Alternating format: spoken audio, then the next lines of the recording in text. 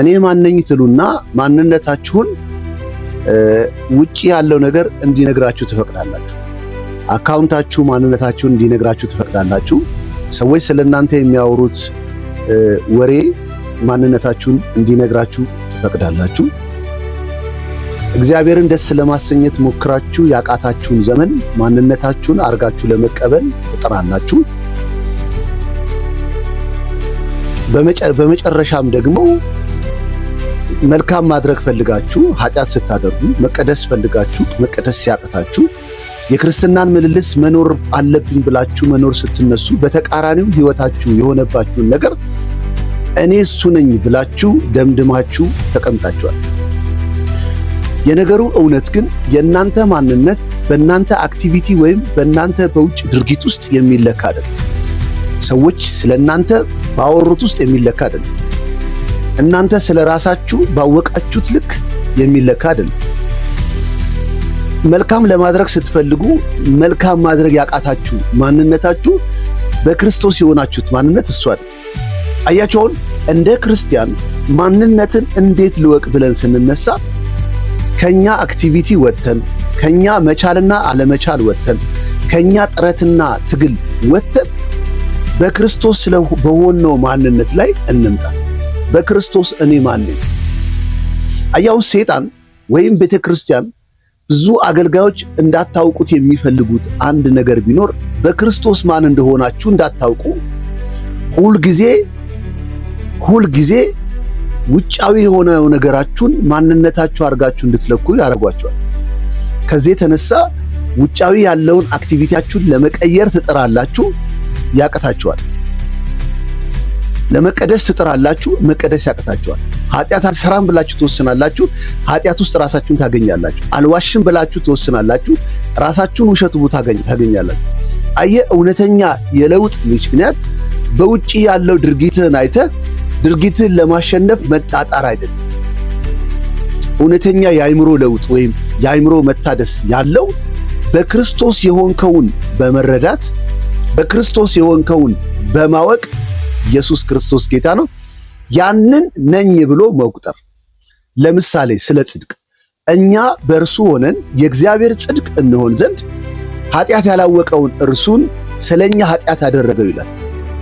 አሁን ኃጢአትን አስመልክቶ ወይንም ጽድቅን አስመልክቶ ሊኖረን የሚገባ የአእምሮ መታደስ እኛ በእርሱ ሆነን የእግዚአብሔር ጽድቅ እንሆን ዘንድ ነው። ስለዚህ አንድ ክርስቲያን በእግዚአብሔር ጽድቅ ምክንያት ጻድቅ ከሆነ በኋላ ይሄ ሰው ሁሌ መቆም ያለበት እኔ ጻድቅ ነኝ ብሎ ነው መቆም ያለበት። ለምን? እኛ በእርሱ ሆነን የእግዚአብሔር ጽድቅ። ይሄ የእግዚአብሔር ጽድቅ በሕግና በነቢያት የተመሰከረለት የእግዚአብሔር ጽድቅ ነው።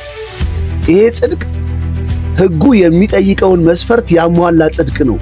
የተሰጠን ጽድቅ ያለን ጽድቅ በሕግ የሚፈተሽና በሕግ የሚረጋገጥ አይደለም። በሕጉ ተረጋግጦ ያለቀለት ጽድቅ ነው የተሰጠን። ኢየሱስ ክርስቶስ ጌታ ነው። ስለዚህ አንድ አማኝ ራሱን ይሄ እውነት ሲበራለት እኔ ጻድቅ ነኝ ብሎ ይቆማል። እኔ ጻድቅ ነኝ ብሎ ይቆማል። አሁን ጽድቁን ሊያረጋግጥለት ውጭ ያለው አክቲቪቲ ምንም ቢሆን አሁንም የሚቆመው እኔ ጻድቅ ነኝ የሚለው ላይ ነው። ለምሳሌ ስህተት ቢሰራ ቢያጠፋና ቢወድቅ ሲነሳ ሁለት አይነት ሰዎች ሁለት አይነት ሪፍሌክሽን ወይም ነጸብራቅ ያሳያሉ። አእምሮ ያልታደሰ በእግዚአብሔር ጽድቅ ራሱን የእግዚአብሔር ጽድቅ አለኝ ብሎ የማያምንና በዚህ አእምሮን ያላደሰ ክርስቲያን ወይም አማኝ ጥፋት ሲያጠፋ ሲወድቅና ኃጢአት ሲሰራ እኔ ማረባ ነኝ፣ እኔ ኃጢአተኛ ነኝ፣ እኔ በፊትህ መቆም አልችልም፣ እኔ ማልገባ ነኝ ብሎ በእግዚአብሔር ፊት ማልቀስን፣ መጸለይን፣ መጮህን እንደ ትክክል አድርጎ እንዲቆጥር ሃይማኖታዊ ግንባታ ተገንብቶበታል። ሃይማኖታዊ ግንባታ ተገንብቶበታል።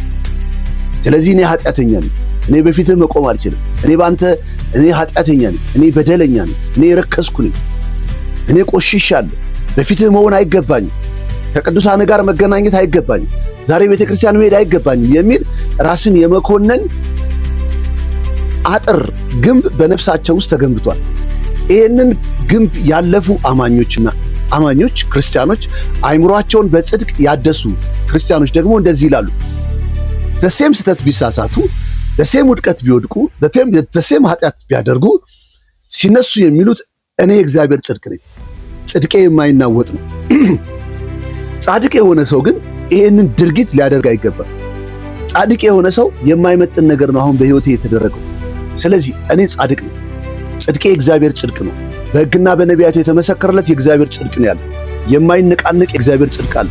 ጌታ ሆይ አመሰግናለሁ፣ ከዚህ በኋላ ይሄ የማይመጥነኝ ስፍራ አልገኝም ብሎ በጽድቅ ማንነቱ ይቀጥላል፣ በጽድቅ ጎዳናው ይቀጥላል። ይሄ በጣም ሊገርማችሁ ይችላል። እውነቱ ግን ይሄ ነው።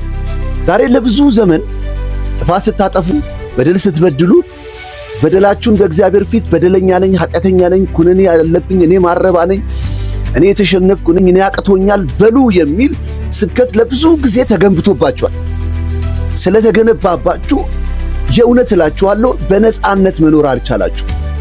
ሁሌ በኃጢአት አዙሪት ውስጥ ዘመናችሁን እየኖራችሁ ነው ያላችሁት። አሁን ያልኳችሁ እውነት ግን ሊያስደነግጣችሁ ይችላል። እውነቱ ግን ይሄ ነው። ደሴም ኃጢአት፣ ደሴም በደል፣ ደሴም መውደቅ አይምሮ የታደሰ ሰው ቢያደርግ ወዲያውኑ ሲነሳ ኩነኔውን አይደለም የሚያየው፣ ኃጢአቱን አይደለም የሚያየው። ወዲያውኑ ነፍሱ ታድሳለችና እኔ እግዚአብሔር ጽድቅ ነኝ፣ ጽድቄ የማይናወጥ ነው፣ ጽድቄ ዘላለማዊ ነው፣ እኔ በሕግና በነቢያት የተመሰከረለት የእግዚአብሔር ጽድቅ ያለኝ ሰው ነኝ፣ የእግዚአብሔር ጽድቅ ነኝ። ጻድቅ የሆነ ሰው ግን ሊያደርግ የማይገባውን ነገር አሁን አድርጌያለሁ፣ ለዚህ ይቅርታ። የማይመጥን ማንነቴን ማይመጥን፣ ኔቸሬን ማይመጥን፣ እኔነቴን ማይመጥን ነገር ነው አሁን ያደረግኩት ይልና በጽድቅ ጎዳና በነፃነት መመላለስ ይጀምራል። ከዛ በክርስትና ምልልሱ ኃጢአት የቱ ጋር እንዳለ እስኪረሳ ድረስ በነፃነት መኖር ይጀምራል። ያኛው ግን ዘመኑን ሙሉ በኃጢአት ሽክርክሪት ነው የሚኖረው።